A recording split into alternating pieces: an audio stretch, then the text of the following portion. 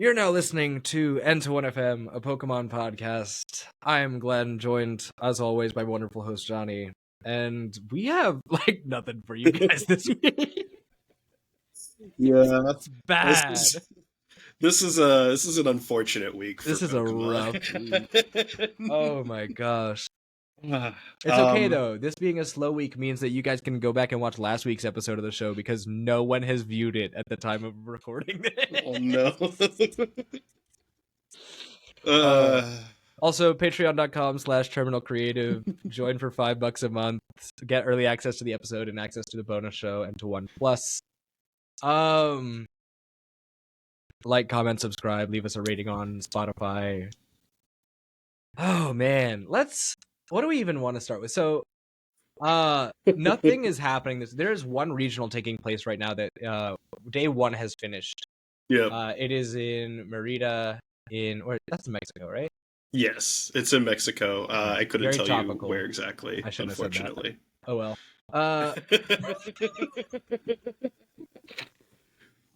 Demonetize Jeez. button. We're a minute in. Let's go. Bold of you to assume we're monetized. It's okay. You true. Oh, with our no views on the last episode. I guess I don't know what it is. I think it's because genuinely I put the word spicy in the title, and I think that modern brain rot language has convinced people that spicy just means sex, and therefore it's like a blacklisted video or something. It's like, what is this? YouTube. Yeah, God. YouTube is a mess. Unfortunately. Just like the Pokemon scene this week, to be fair. There's not a lot going on. The most recent thing, did we ever cover San Antonio? I don't think so. I don't even think we covered the winning stuff in San Antonio. We can briefly be we can mention right now. San Antonio was cool. 2,400 players. Surging Sparks. Henry Chow, absolute champion, pulled it out with Gardevoir. I remember where I was when I was watching this finals game because so mad props to Henry Chow. He's an incredible player, always has been. Guardy Goat for sure. I of course wanted to see Palkia and Octal take it again. Yeah, but Alex Szymanski just I don't know. He didn't have it. He just did not have it. Wasn't able to finish the win there. No, that was This is also a silly list. Have you seen this list? Szymanski's or Henry Chow's? Szymanski's. It's some silly, goofy stuff in it. It's interesting. It's interesting. the Silene, I think, sticks out probably the most out of a lot of stuff on that one. Well, it's the Silene, and I think the Devolution also is a problem here. Yeah, those are the two standout cards, and I'm like, these are not good. And also Beeperel, what does he do in there? Yeah, I don't think Beeperel's really needed for Palk Towel, right? No. I almost feel like you would maybe just want another Hoot and another Noctowl more than anything. That's exactly correct. As someone who does not have a lot of hands-on time with this list, yeah. But I especially I think because the Silene's in there and because you can recycle dudes that get bumped away after an area 0 gets played or knocked off the board or something like that. Yeah. I don't mind the devolution though, actually. I just don't know what it's there for. You know what I mean? Probably just Zard mostly. Yeah, but you just and maybe Dragapult. That's true. And but I know that matter. I know that Zard is still kind of historically one of the harder matchups for Palkia. I guess so. In my playing with it, I have literally only had good play against Zards, except for one time where I got donked, but that one doesn't count. Yeah, that's true. I mean, I don't know. It does feel like a that's my matchup, interpretation. though. I can totally I see that vision for sure. I just don't know if the devolution is necessary. Yeah. Either way, though, cool to see Palkia still getting love. Cool to see Henry Chow like just doing so well, and then really cool also to see a bird control list do so well also. Yeah, for sure. From I mean, James Kowalski. For Henry Chow to basically, I mean, second first place of the season. Yeah. Second first place of the season, and then on top of that, also with Guardy as well. Every like yeah, he's stuck with Guardy. He's only been getting better as the season's gone on. Historically, he's playing God of War since you can remember. Yeah, this is such an insane. Yeah, and then yeah, absolutely. Like for James Kowalski to finally like, you know, show kind of show up. Like, I mean, as a player who has, you know, the online tournament, you know, king title, but like, you know, hasn't really had any crazy outstanding results in, it looks like, a long time, since Louisville honestly. last year, 98. Yeah. Well, and like nothing super high placing.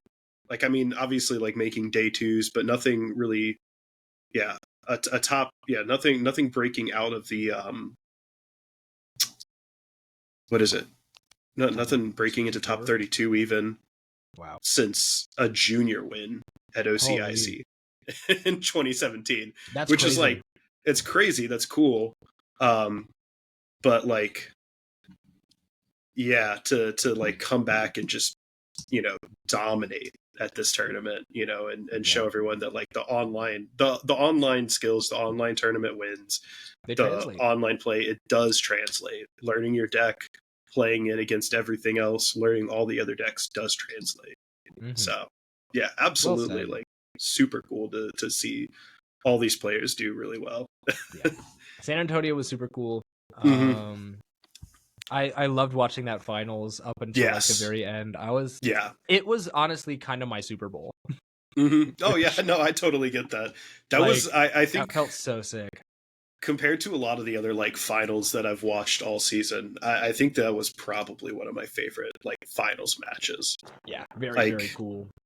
I think that like, I think the last couple of tournaments have really had that in general. Like watching, same thing with like Birmingham, you know, getting to like watch a really cool finals match there, you know, in comparison to like before that, you know, before a like long winter break of like between regionals where like Toronto gave us, you know, Drago versus Drago. And oh god, Perth was kind of cool, I guess. Guardy versus Cloth Terrapagos, but Bogota that one was even presented. Stuttgart was Zard versus Zard. Like, you know, sometimes you just want to see other decks. Yeah. It was just it's cool to see like what came out of this. Yeah, absolutely. Man. Sorry. This honestly, for the crowd at home watching or listening, this might end up being a shorter episode, truly. And we'll do some more casual stuff that we can just kind of shoot the breeze and talk about just other stuff in Pokemon, because it is such a slow week on the bonus episode. So if you're interested in that, by all means, for less than the cost of a pack of cards, you should help us out over there. Listen to some more content, some really good content too, if I do say so myself. I think that's some of the most fun I've had creating in a while. And just like, it's fun to just chat about stuff that's not necessarily Pokemon exclusively, especially on weeks like this when it's nice and slow and there's not a whole lot happening. Because that's really the only tournament result we have to talk about was San Antonio, because everything else, like city leagues, are still like, the meta is still very strange, and we've talked about this. I am convinced that Japanese players just at this stage in the game don't exactly know how to build decks. Yeah. Because they put together the silliest decks I've ever seen. Mm-hmm. Like just the evidence would suggest that and that's not to be like derogatory. It's just the evidence to me makes it look like they don't know what's going on. Yeah. And it is also a different game because they play best of 1 over there and we play best of 3. Mm-hmm. So yeah, it's that definitely does change things a lot. And they've only had the cards for what, 2 weeks now? 2 weeks. Yeah. So I think, because I think last episode was when it became legal for them. I want to say. I don't remember. The first.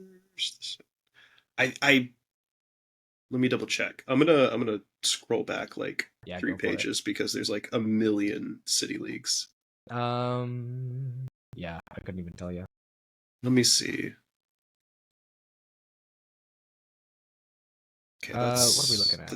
Definitely too far. January. It would have been January 1st. No, definitely not January 1st. That's not January 1st. February 1st. February 1st. It would either be February 1st or January 25th. I think it was February 1st because January 26th, I'm not seeing anything that would suggest. Oh no, they've had it for 2 weeks because I'm seeing right now that a hops list was in contention on the 29th. Okay. So they've had the cards for 2 weeks. They're not making anything revolutionary. Yeah. And like I said, they play for best of 1, which is a world of difference. Yeah, for sure. We can't glean a whole lot from city leagues right now. There's some interesting stuff coming out. There's a lot of like suggestion that like Guardy is going to be really good or like Raging Bolt's going to be good. Mm-hmm. There's some obviously Dragapult's going to be very good next format just because it's good now. But you know, it's going to take American players getting and other international players getting those cards and using them in order for us to actually see what the metagame might be like. All that to say, we're not learning a lot from Japan right now. For sure. So go proxy cards because that's probably the best way. Is everyone learning in their own little bubble? Honestly, I as someone who hasn't like I don't know, I haven't really proxied much before, but once the stuff was announced and like the proxy started getting up there, I went ahead and I think I mentioned it the last couple episodes, or at least the last one. I went ahead and proxied some of these lists just because I was like, I want to go hands on with some of these. I want to learn, and I mean, I've done like a couple of test games with Mamoswine at this point already. I've already seen like, okay, what are the couple of flaws that are in like the list that I've been cooking and everything, and I'm like ready to make some adjustments there because like, I there's some of these cards that I think are really, really cool, and I think they could be really good. So yeah, absolutely. That'll be stuff for another time, though. Unfortunately, can't harp too much on those cards right now. No, not right now. What else can we talk? So, here's something we can talk about. Pokemon Day is coming up. Pokemon Day will be February 27th, so 19 days away. You will be receiving at local stores that are participating. You should receive a Holo Sylveon from Prismatic Evolutions with a Pokemon Day 2025 stamp. It'll be normal holo foil, unfortunately, so it's not like going to be like last year's Ceruledge. This is all from Poke Beach, by the way, if you're interested in seeing these articles for yourself. But you'll also get the promos from the Illustrator Contest, which are some of my least favorite Illustrator Contest winners in recent history. For various reasons. And it feels so bad because like I know the artists are very talented. Obviously, the scene with this Pikachu is stunning. I love the lighting and like the flora in the background and the little concrete bench it's on. I don't like the look of this Pikachu specifically, the actual animal. The Feraligatr is fire, actually. That Feraligatr is so sick. That Feraligatr art is probably one of my favorite pieces I've seen for Pokemon art in just a while in general. It's really, really gorgeous. It's so different from like a lot of other Pokemon art that we get on other cards in general. Very, very stylized, very fun to look at. And these were announced a while ago, so like you should have seen them by now, but oh yeah, just like the use of color theory in this is so cool. It's giving very much like fridge drawing, but on the same set, like my kid made this and like it's on my fridge right now. But at the same time, it's like this is way too skilled to be that. So it's almost giving like cozy gamer stream setup. You know what I mean? A little bit. I definitely get that. Yeah, very for sure. much like this would be somebody's mouse pad who plays a lot of Animal Crossing. Yes. I like minimalist art in general. I think does such a good job when it's done well like this, and like this is a very much like a minimalist style. You know, there's not a lot of like crazy. There are details, but there's not a lot of like flashy, you know, effects, lighting, background work. The use of colors is pretty simplistic. There's not too much in the way of like having a ton of different colors, and most of the other, I mean, to me it seems almost like a lot of colors are various shades of just, you know, ones that already occur just to, you know, more naturally accent like the main works that so yeah, I don't know. It's just, it's so cool. It's a really beautiful piece. I actually would really like this on like a playmat. I think that would actually be a way better use for this art, is to put it on a playmat, because that's so gorgeous.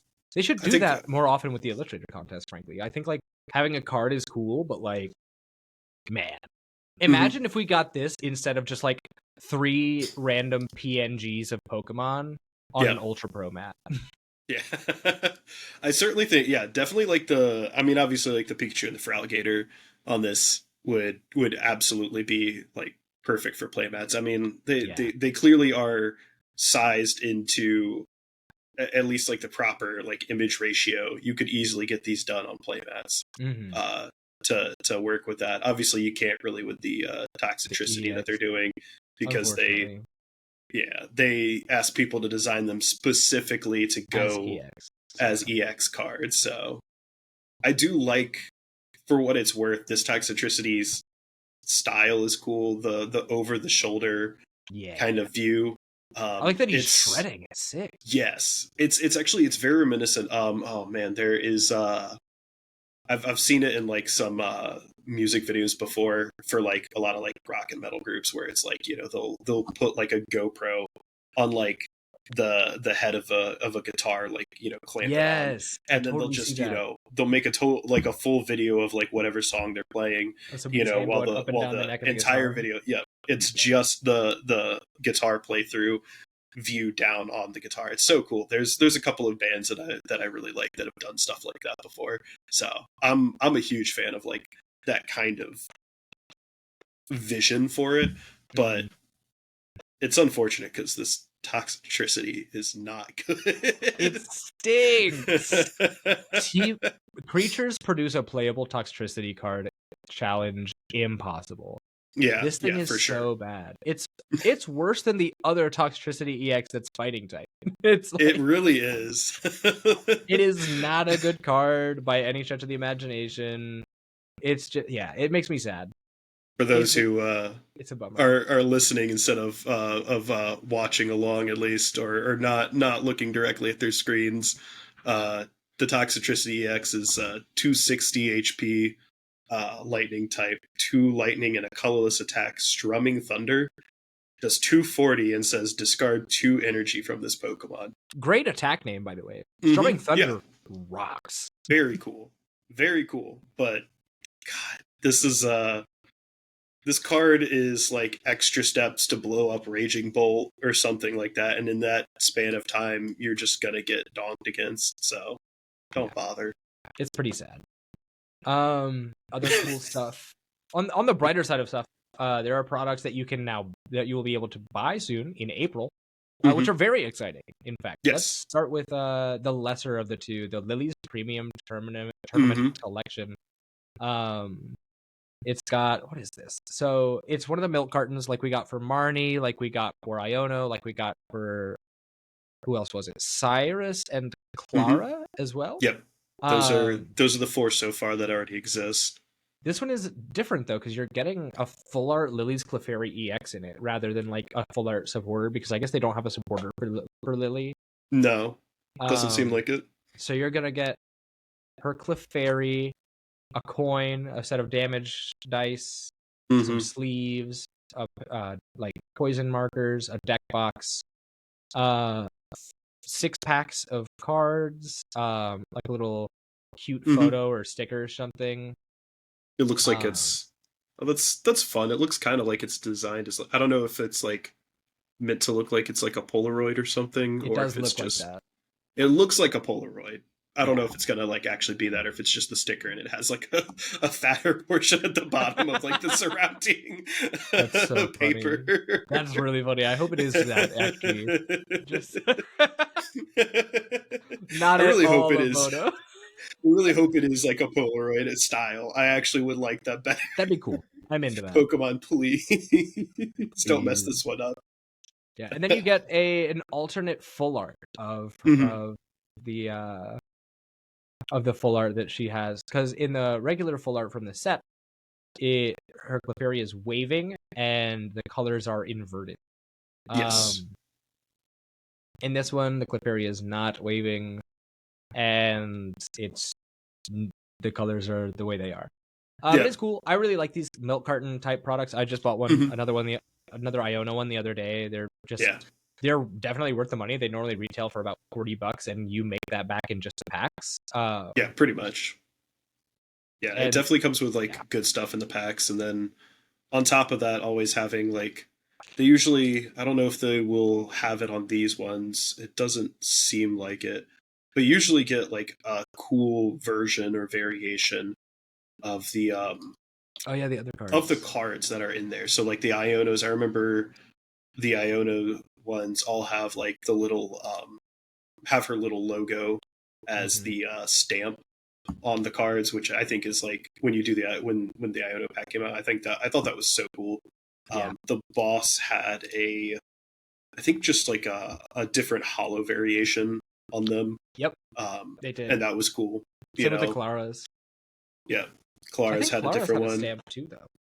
I don't know. They maybe did. The Marnies definitely had a stamp.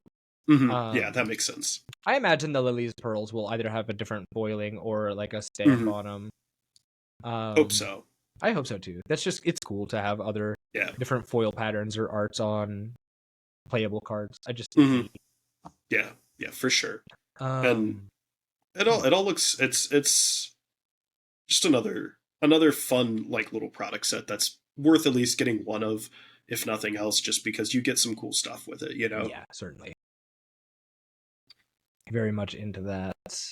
And tell me about this other product we're getting come April that I'm very excited about, personally. Yeah, we're coming in April. We're getting our next League Battle deck. That's the level 3, I guess, a trainer experience kind of deck product that Pokemon puts out.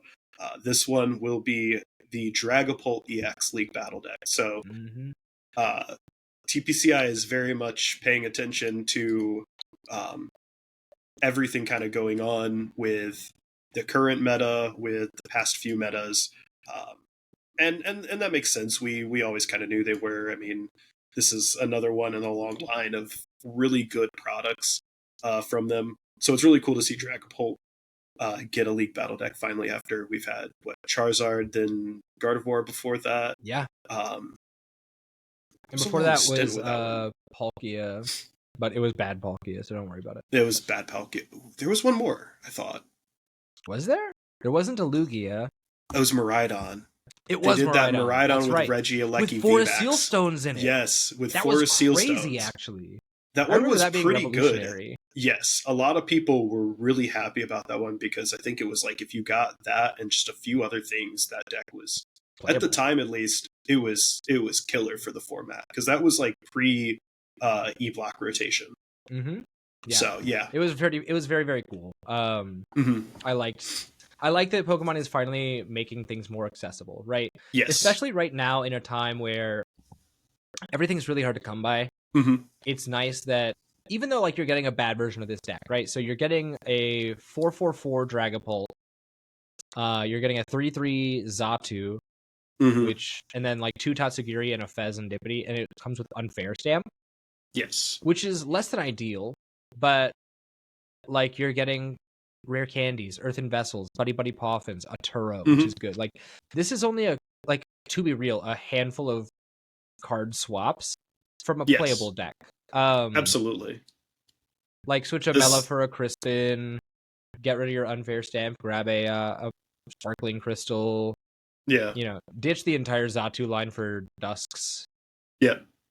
And you're honestly fine. Like it's a very playable list. And honestly, if somebody, you could probably take this to like a challenge or a cup and do okay with it.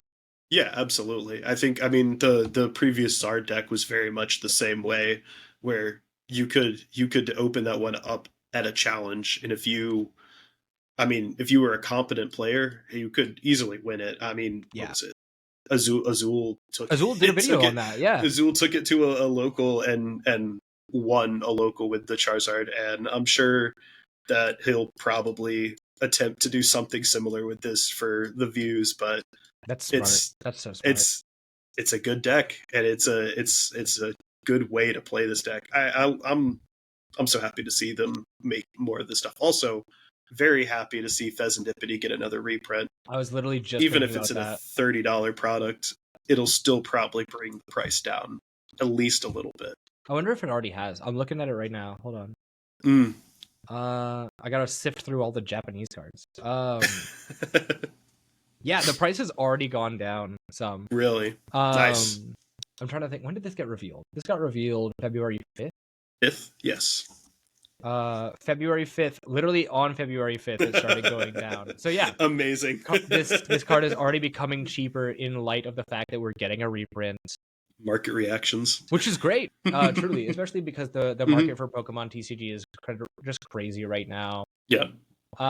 So it's nice to just see that like product is becoming accessible again. What am I looking? Sorry, live reaction. There is a list. Apparently, there's a listing for. There are multiple listings. What's going on? There are multiple listings of Prismatic Evolution Elite Trader boxes for like. There's one for $8.99. There's one for $5. No There's one for $3.99. Now, clearly, this is. Oh yeah, that's what it is. It's for the sleeves because people are scummy. Never mind. But like, I'm sitting here because I'm looking on the TCG Player like page, and it shows this, and it's like, oh, 269 listings as low as $8.99. It's like, what the Temu look like? What's happening right now? ETB, but we resealed it with bulk. But we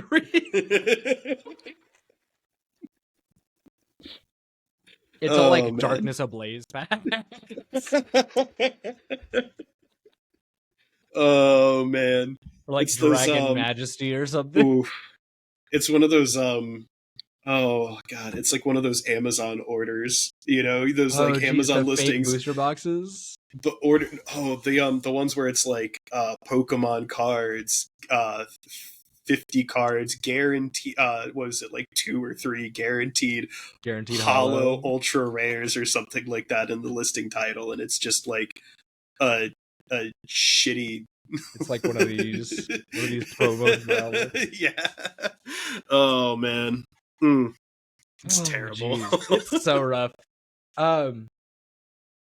All that to say, the Dragapult DX League Battle deck looks great. Yes. This is the most unserious episode. Yep. Which is fine. Yeah, the League Battle deck looks great. Fezandipity coming down looks great. Yeah. Unfair Stamp is going to be kind of cool next format potentially. That's not true. Yeah, I actually still good.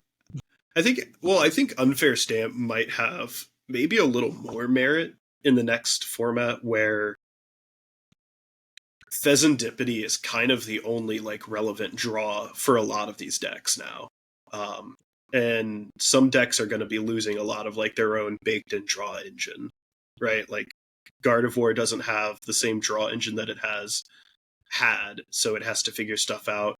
Dragapult's still going to have Lokes, so that kind of, is unfortunate for you having to deal with it. But at the same time, like, Unfair Stamp still helps out against stuff like that. Like, if you're, whether you're playing Dragapult into a Dragapult mirror or like playing anything else really, like into a Dragapult deck, Unfair Stamp does get rid of a lot of the advantage that Lokes build up through a match, because like the advantage isn't just that they get to obviously take a card that they want, they also get to potentially push away a card that they don't want at that point in the game, and they might want later on, or just don't really want to see at any point in the game. And so now, like, you can mess that all up. It's kind of the same way that Judge messes all of that up, but to a worse degree.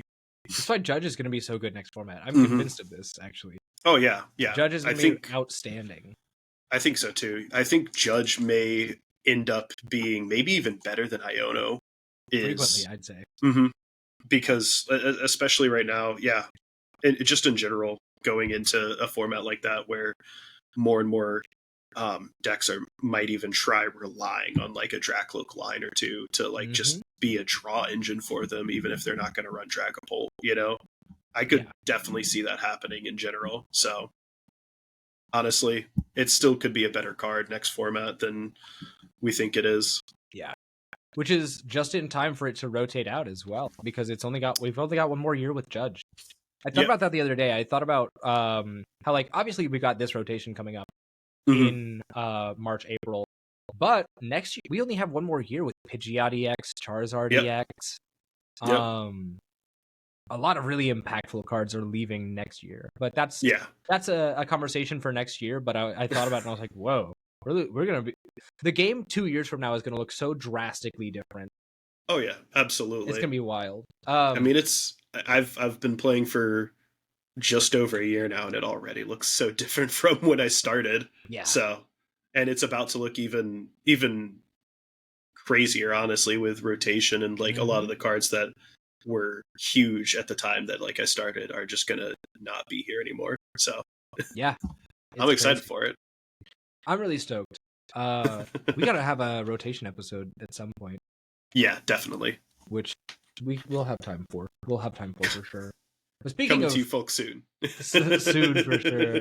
Speaking of far future, though, like that little transition, that segue, Heatwave Arena set has been revealed, featuring Misty, Ethan, Cynthia, and Arven Pokemon. Arven is going to be...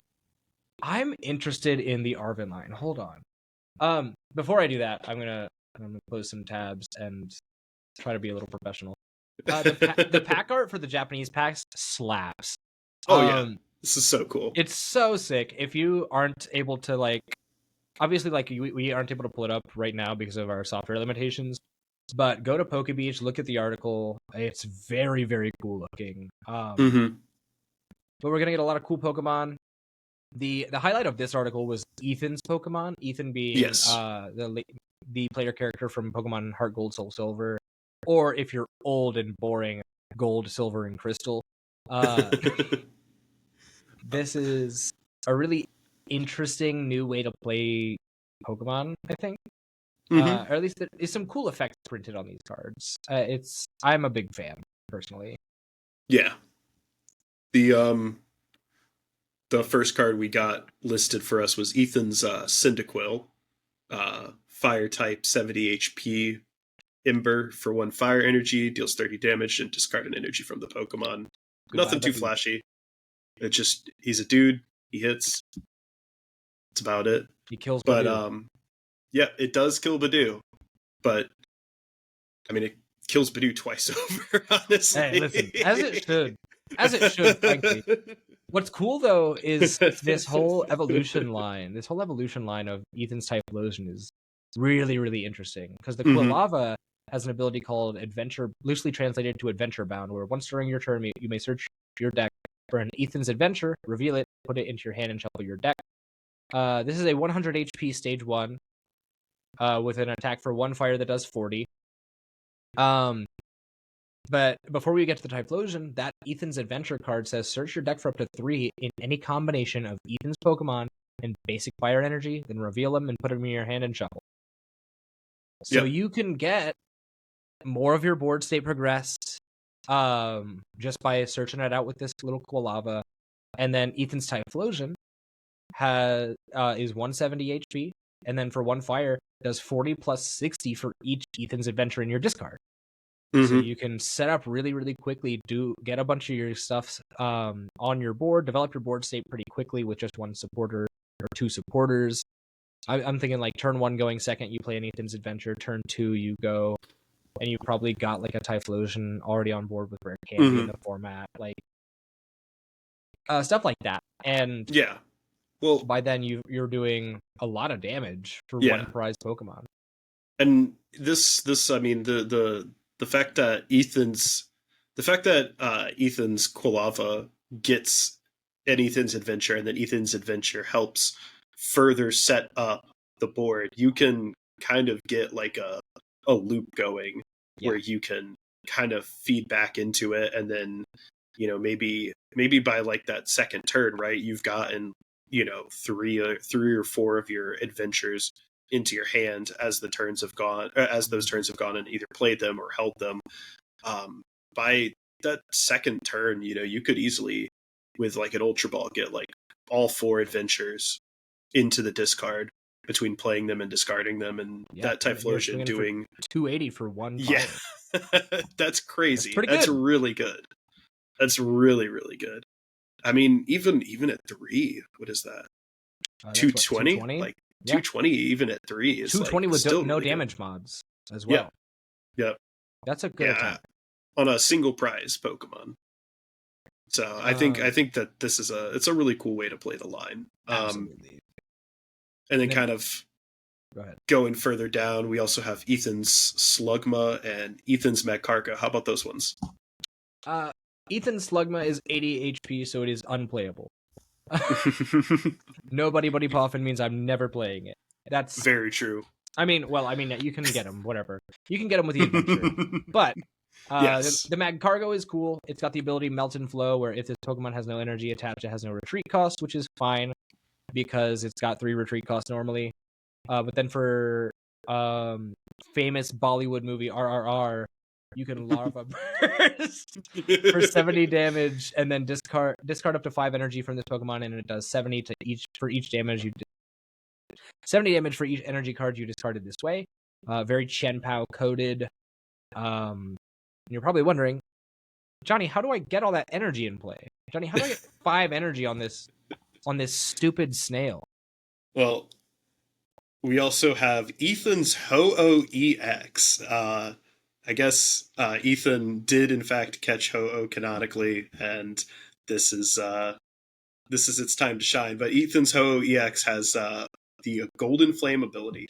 Once during your turn, you may attach up to 2 basic fire energy cards from your hand to one of your benched Ethan's Pokemon. Excuse me. And that's like per Ho-Oh. Mm-hmm. Get a couple of these on the board, and you're accelerating 4 energy from your hand into play if you have that. That's, superior energy retrieval gets those back into your hand, and then 4 right back onto the field potentially. Yeah. Ethan's Ho also has an attack, 4 fire energy, Shining Feather, 160 damage, and heal 50 from each of your Pokemon, which is cool, but you're never going to use this, so never ever. But it is cool for sure. It's also just cool to see a Ho-Oh card that's cool, like in good. I haven't seen a good Ho-Oh. Has there been a playable Ho-Oh in recent history? There's one right now that's maybe playable. Oh yeah, the Shining Blaze Ho-Oh. Yeah. I guess. There's Ho-Oh V as well, but that card's fake.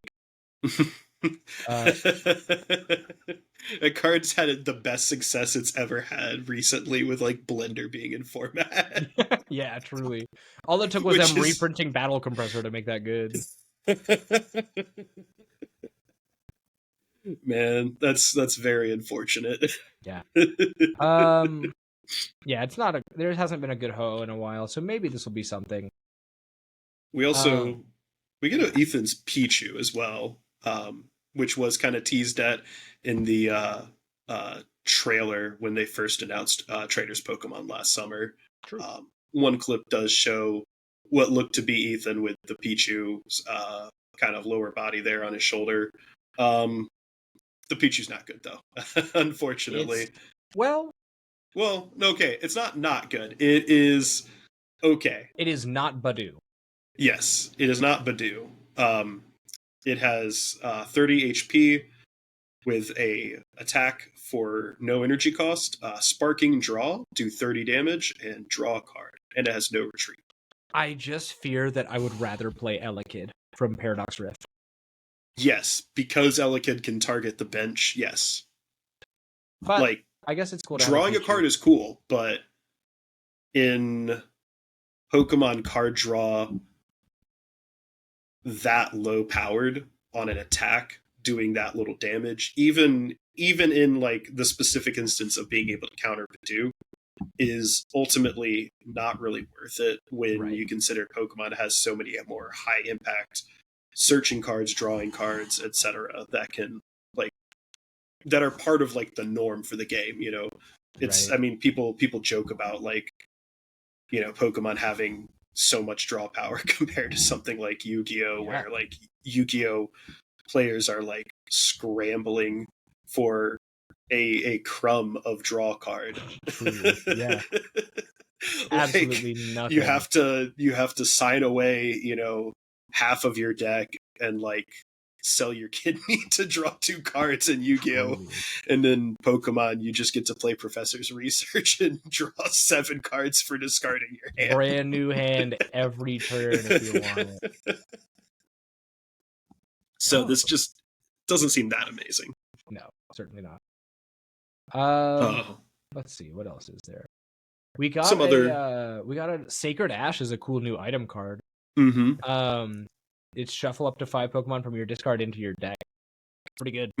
Because also, what did we have recently? What we had Energy Recycler recently revealed to be getting a reprint, which is exciting.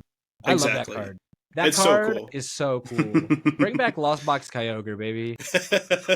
I miss it. I miss it so bad every day. They knew exactly what they were doing by waiting until after rotation to reprint that card. Yes. Lost Box got too good. Even without Kyogre, Lost Box with Energy Recycler is too good. No, I would challenge anybody watching right now to go try out Lost Zone Sablezard right now. I'm going to try to upload a video about that deck this week to the YouTube channel, just because it's so good and nobody knows it. There are some other non-Ethan's Pokemon revealed in this article, though. We've got some Misty's Pokemon, and they seem like they are cards printed in the game. They're interesting. I'm gonna have to run through all of them to kind of give the vision behind it for sure. But we have Misty Psyduck with the it's a water type, 70 HP. It has the ability Slapstick Jump. Sure. Once during your turn, if this Pokemon is on your bench, you may discard the bottom card of your deck. If you do, discard all cards attached to this Pokemon and put it on top of your deck. So it's an interesting. It's definitely an interesting card. I'm just gonna go through the rest of these before I comment because, like I said, I see the vision, but I need like a couple more things. We've got Misty's Magikarp as well, 30 HP water type with the ability Incredible Dive. They had to specifically to not get obliterated by a Dragapult. As long as this Pokemon is on your bench, prevent all damage from and effects of attacks from your opponent's Pokemon done to this Pokemon. Yeah, this thing needed all the help it could get. I mean, Magikarp and Feebas are like obviously notoriously weak Pokemon in the Pokemon world, so it makes sense that they gotta give something to it. Imagine having 30 HP and no free retreat like an attack cost in this economy. Yeah. This thing would have been horrendous if it didn't have something. But we do get, with all of that, Misty's Gyarados, a water type as well, 180 HP.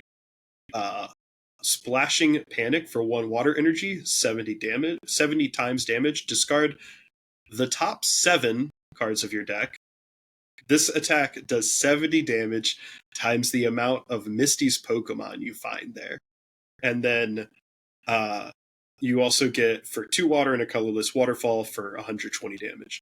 So, kind of like what we just said with, like, Kyogre, this could be sort of a spiritual successor to that. Yeah, it could be cool because you have Sacred Ash. Like, because you have Sacred Ash, you could, like, end game, shuffle a bunch of guys onto the top of your deck, or just into the deck in general, and then kind of, like, make sure that they're there. Psyduck one to the top, and then Academy at Night, another one if you want. I don't know. But, like...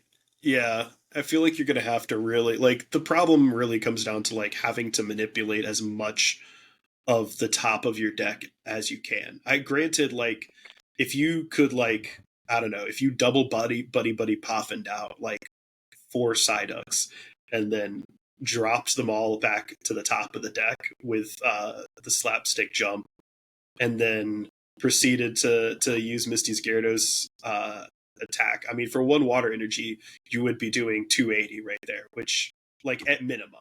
And then any other Misty's Pokemon that you got caught up in that top 7 as well could be, I mean, capping out disgustingly high at 490. Yeah. Like, nothing survives that. So that is kind of cool there. But and the minute stuff does start to survive that, I'm taking a break from Pokemon cards. Yeah, probably.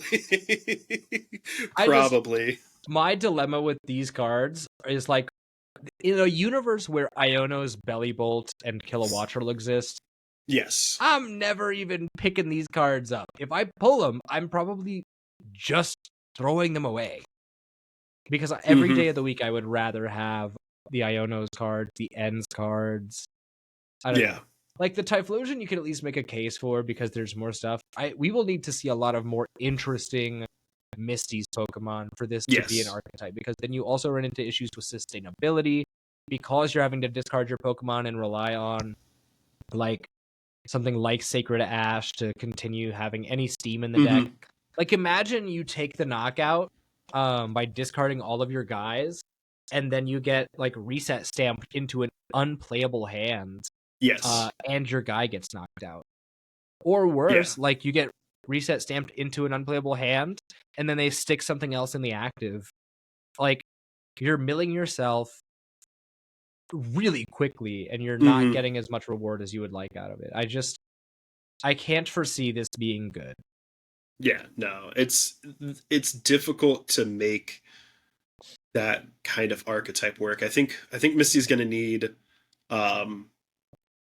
I think Misty is definitely going to need, like, some sort of other cards that handle deck manipulation really well and also handle recovery really well. There's going to need to be something to make it good like that. Otherwise, probably not going to see too much play with that, unfortunately. But I think it's cool that, like, each of the trainers, like each of the owners' Pokemon has some sort of kind of archetype or style, like, going for them. The Ionos obviously are, like, focusing on, you know, just energy acceleration onto the board specifically, and recurring the same energy type. The N stuff is focusing on, obviously, like, the Night Joker attack and copying attacks and stuff like that, and having kind of like a toolbox sort of deck style going. Hop seems to have a heavy focus on, like, you know, the damage mods, and then whatever goes with that, damage mods, and also kind of like some bench damage to go along with it. We've got, like, Lily, which is focusing on, like, filling up benches on both players' sides of the board between, like, the Comfey and the I'm forgetting the other one. Yeah, it's fine. It's but forgettable. yeah, I mean, even the or what was it? Even the Stevens cards that got revealed early had had like the damage reduction stuff Yeah, going for them. So true.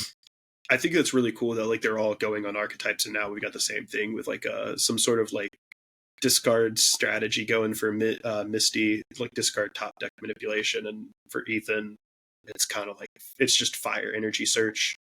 Um, but I think that that's like all of that together is really cool. I'm interested because they show the picture like you'd mentioned, the booster pack looks really cool. Um, I think that the pack art for this based, I mean it was I think the same with Journey Together, or not Journey Together but Battle Partners as well, Yeah. where all the Pokemon featured on the front were the EXs, and it's been pretty much confirmed that we are going to get Garchomp EX, and now we know that there's Ho-Oh EX, which is also on this pack art, which means that Arven's EX is probably going to be the Mabostiff, which makes sense. Oh, certainly. I have not played Scarlet and Violet, but I mean that seems like that's Arven's Pokemon. It for sure So is. yeah, His that's cool. His team is actually, I pulled it up because I'm interested to see kind of the theory of like what might he have printed for cards. Obviously, he's getting the Mabostiff EX. It'll be a Terra Dark type. If it's a Terra type, if not, it'll just be a Dark type. Yeah. He's got also in his party a Greedent, a Scovillain, a Garganacl, which I'm interested in, a Toadscruel, and a Cloyster. Gotcha. Which I'd be interested. I'm very interested in like a Cloyster, Scovillain, Greedent number, or even like Cloyster, Garganacl, Greedent. Well, his whole party is based on like foods and eating, isn't it? Yeah, because Cloyster is like fish, Toadscruel is mushrooms, Garganacl is salt. Yeah. Greedent is just a fatty, and Scovillain is spicy. No. Like he is. He's just a chubby guy. Little hungry dude though. He's cute. He is cute. But yeah, so like it'll be cool to see what comes out of that. He's got like a potential for like a lot of really diverse types in the deck, so it could be very much like a weakness box. Yeah, that'll be cool. The Cloyster would be water, the Toadscruel could be grass or fighting. The Garganacl is surely fighting. The Scovillain I could even see being a fire type with a grass type ability. Yeah, Greedent is normal, so like you get a lot of coverage there. Yeah, which is just interesting. So yeah, that'll be cool. I'd be interested to see like what they do with that and what kind of like mechanic or archetype of play style they try to like push onto it. If it's going to be like I don't know if it could be like card draw heavy, or like, you know, hand size heavy for maybe like, you know, something similar like Tinkaton EX with like damage. Yeah. Or I don't know. There's I mean, you can't really say with that. Actually, but, you know, I think I might have already cracked it. You know, I think they're gonna do. I think what they'll probably end up doing is they'll print on the Mabostiff. It'll say, "Attempt to call your father. If he picks up, the opponent's Pokemon is knocked out, and if not, you lose the game." Oh no.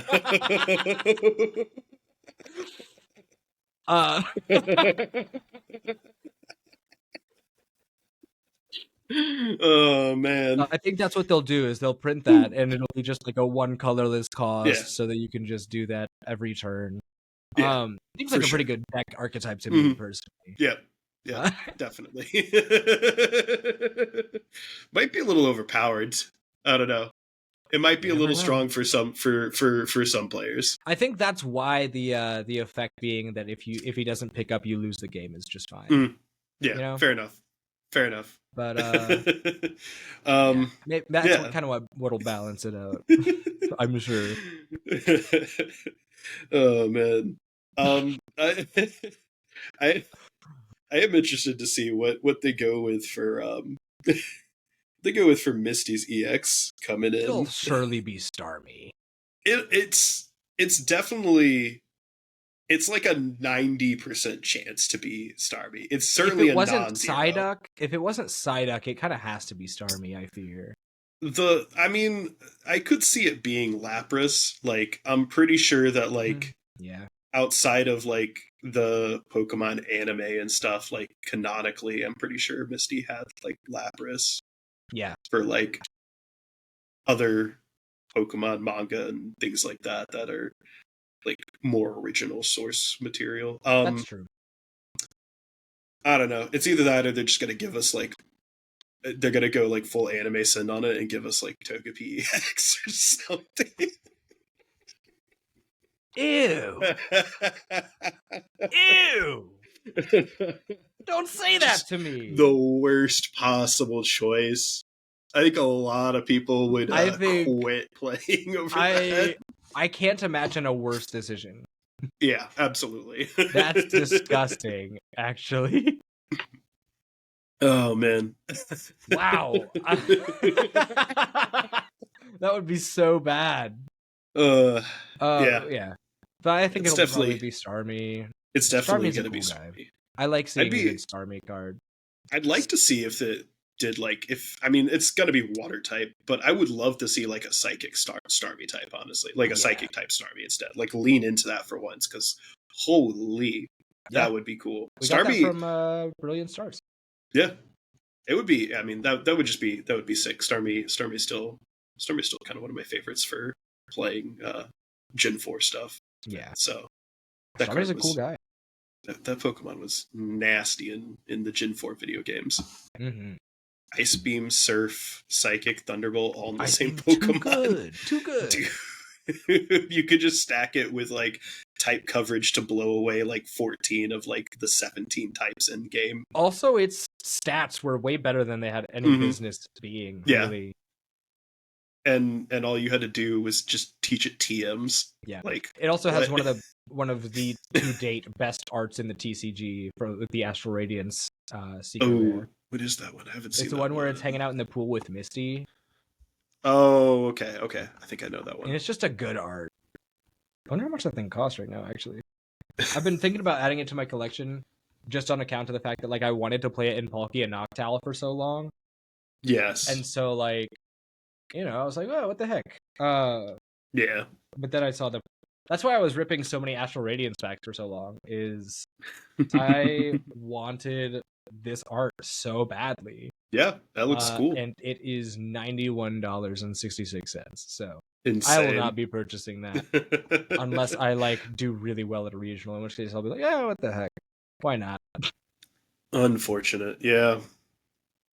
God, that's so good, is cool. It will probably be the EX of choice for Misty's Pokemon.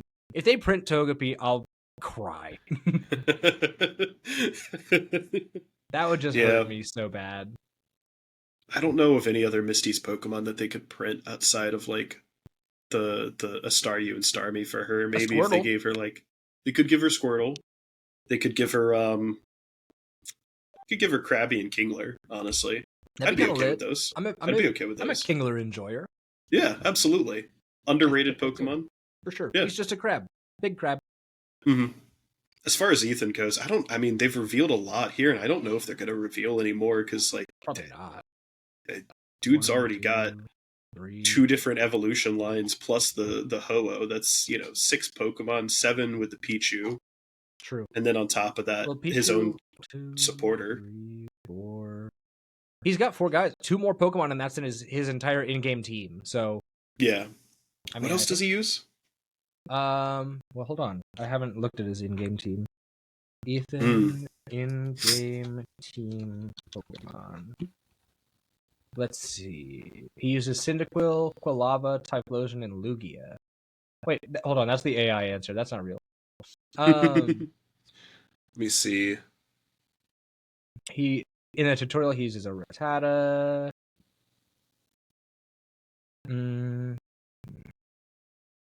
In the anime, he has in the Zoroark Master of Illusions, goated movie, by the way. He has a Donphan. That would be kind of cool. Yeah. I'd be happy to see him with, like, get one more and have it just be, like, Vampy and Donphan. That'd be cool. A little type diversity. Yeah, absolutely. Hold on. Why am I... Oh, that's name etymology. I was like, why am I seeing something about biblically Ethan is believed to be the author of Psalm 89? This guy? With his shorts? Man. I don't think so. Oh, man. But, yeah, that'd be cool. Oh, it'd be sick if he had the red Gyarados. What the heck? Ooh, that would be kind of cool. Why wouldn't they print him? Oh, they're not going to do it now because Misty's already got the Gyarados, so... That would have been so hype. It would have been so unbelievably hype to get another red Gyarados in the form, even if it sucks. Honestly, I'm almost hoping maybe that like Misty's Gyarados gets a full art or an illustration rare. I'd be down as the red Gyarados instead. I think that would be cool. Red Gyarados is so iconic, man. Mm-hmm. It's so cool. I will say, looking at like the art that they posted on for these cards already, I'm already liking like what they kind of did. They've got like, I mean, just going off of like, what is it? The Quilava's got itself in the middle of like a little pathway with like a bunch of like autumn trees. Mm-hmm. So it's kind of like in game. I'm pretty sure. Yeah, I'm pretty sure it's supposed to be the path in what was it, behind Sprout Tower. That's right. In the game where you go to like go actually catch Ho, you like do the oh god, it's been so long since I played the game. But yeah, there's a little pathway behind Sprout Tower that you can go and walk on to go eventually go to see Ho-Oh once you get that area unlocked. So that's kind of cool. They've got that. It looks kind of like the Typhlosion and the Magcargo are almost like they match up, but not quite. Like maybe there's supposed to be another thing in between those. So perhaps. I'm almost wondering if maybe like the Ho-Oh's going to be like the an illustration rare or something with its full art is like matches up to those. That'd be cool. I don't know. That'd be cool, but I like those, and it looks kind of like Mount Silver behind both of them. The Psyduck is sitting in the Psyduck is literally just poolside in the gym. Also, another one where it looks like there's something going on the side of the card too, like something jumped in, but almost like maybe there's going to be more. I don't know. Illustration on that Psyduck. What the heck? It's a really good illustration on the Psyduck. Yeah. All the art so far for like all of these is really cool. Like they've already done just a fun job with all of it. I love the style of the Quilava as well. That's such a good style. Yes. Suichiro Benjima. Mm-hmm. Yeah, for sure. More of their work. But yeah, very cool stuff. Mm-hmm. We have milked this reveal for about all we possibly can. There's not really much else to talk about. We could briefly mention Narita. Yeah. There's just not a lot to say because we're using the website pokedata.ovh. And we see standings for Masters right now. So like Brent Tonneson is currently top of the top. He is undefeated right now. Dead set on maintaining that number one player for sure title right now. Absolutely. But then we've got we've also got an all-star lineup right now because right under him is Pedro Pertusi. Mm-hmm. A little further down you see Michael Davidson, Andrew Hedrick. Mm-hmm. You see Guillermo Rosales, and then like just a little further down you see Fernando Elias Vega. I'm pretty sure I've seen him, or Elias Vega. I've seen him around. Joshua Sanchez, Pablo Meza, Jack Moore. Let's see who else is down here. It's really good. A good bit further down. Yeah, Maddox. I was gonna say Maddox Corcoran is really good. I always got to mention him because he's out of Florida, out of the Jacksonville area. But he's an absolutely astounding player out of Florida, so I always got to give him a shout out. Yeah. Azul is at his first regional Azul of the finally season. Came out of retirement.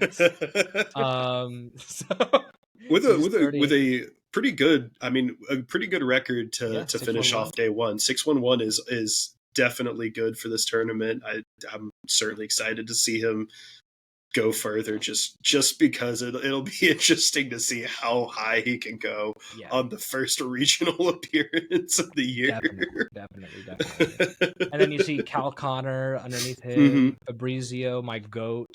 Piper Lapine. Piper Lapine is so good at this game. I haven't seen a good Piper Lapine show out in a long time. I need her to win another tourney so that I can just congratulate her, because she's so good at this game, and she's also been kind of under the radar for a while. Shout out to Shane McManus at 50. Yo, Shane McManus made it 52nd with a 5-1-2. Yo, so, shout out Shane. That's lit, actually. Fantastic day one record right there. Heck yeah. Top 64 is good. Oh yeah, for sure. That's so cool. I don't know if that will I don't know if that'll carry him into cut tomorrow because of like the point totals. I think it might. True, because there's been a lot of ties. But he's got a chance to. 17 is nothing to slouch at. It seems like 17. Yeah, that could be enough depending on how day 2 kind of progresses. Yeah. But yeah, I mean, he's made day 2 off of that already, so that's fantastic. Heck yeah. Shout out Shane. Who else? He's one of the players that I'm genuinely so glad to have in our local scene. For sure. He's an insanely talented player. Yeah. I saw I was looking at this earlier today. I did see Aiden Koos is out there too. Let's see. Oh, okay. I see now. I think everyone who's got 16 points and higher, I think, are all day 2. I think the cutoff is at 16. Yep. Yeah, it is exactly Looks like that. That's what I was wondering, and then I saw where the green marks ended and the red marks began, and I was like, okay, that makes more sense now. I did see earlier today when I was kind of just glancing through this. Let's see. I know Jose was on here, and so was Dallas at one point. But I don't think that they were having great runs, unfortunately. Sad. But always glad to see at least one player from the local scene, able to make it, and honestly make it really, really well, Yeah. So definitely. Big shout out there, and good luck with day 2 tomorrow there, Shane, if you're somehow listening to this in retrospect, future, whatever. Yeah, it'll be cool to see how he does. I can't wait to hear his story after the fact. But I don't know, man. I think honestly that's about all there is going on right now in the Pokemon TCG that's worth mentioning. Here's one thing that came out like 5 days ago. Pokemon Center is implementing a queue system to hopefully combat bots.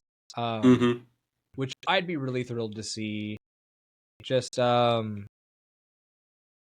it's not as good against scalpers, but like scalpers normally tend to utilize bots a lot. You can only get so much done as one scalper or a team of scalpers. So hopefully this would be very, very good for the game, or at least for Pokemon, like for product availability. But that's the only thing, is just mentioning that is a thing that they're working on. So hopefully we'll get to see more availability for product for players and collectors, so that everybody can get the cards they want. Yeah, I think that'll help out at least with the issue of like online purchases and stuff. It's unfortunate that it can't all be beaten, at in-person stuff at stores. Stores do their best, but even then they're starting to slowly throw their hands up.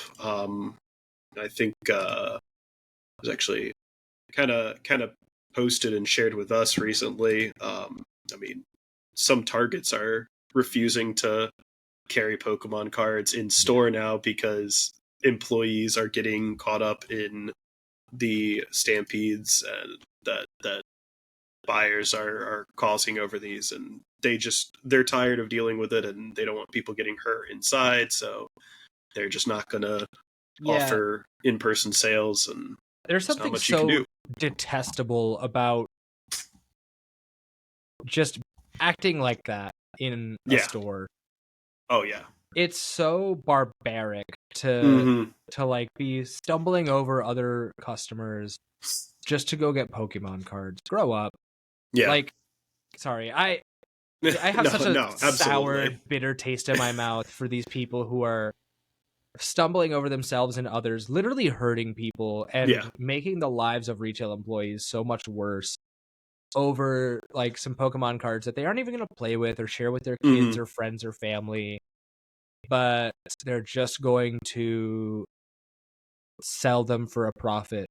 Yeah. I don't know, man. It makes me sad.